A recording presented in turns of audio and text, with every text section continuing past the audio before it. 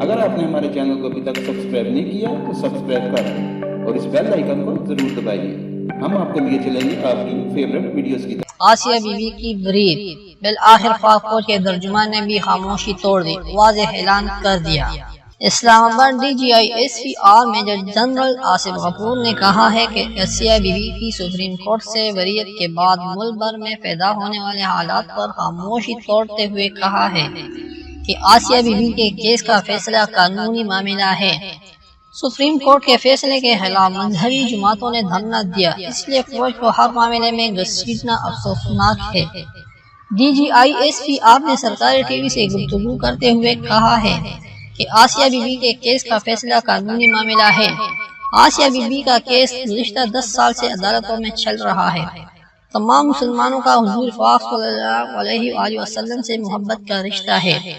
حضور صلی اللہ علیہ وسلم سے محبت پر کوئی سمجھوتا نہیں ہو سکتا. اسلام ہمیں امن، درگزر اور محبت کا درس دیتا ہے.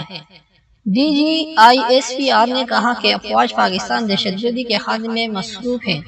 ملک میں امن و امان کی صورتحال برقرار رکھی جائے. یاد رہے کہ گزشتہ روز عمران خان کی ہدایت پر مظاہرین کے ساتھ مذاکرات کے لیے کمیٹی قائم کر دی گئی تھی، تاہم ابھی وہ کسی نتیجے پر پہنچنے میں کامیاب نہیں ہو سکی ہے. جبکہ وزیر اعظم 5 روزہ دورہ چین پر پہنچ گئے ہیں، جہاں وہ دوست ملک کے ساتھ کئی اہم ترین معاہدوں پر دستخط بھی کریں گے.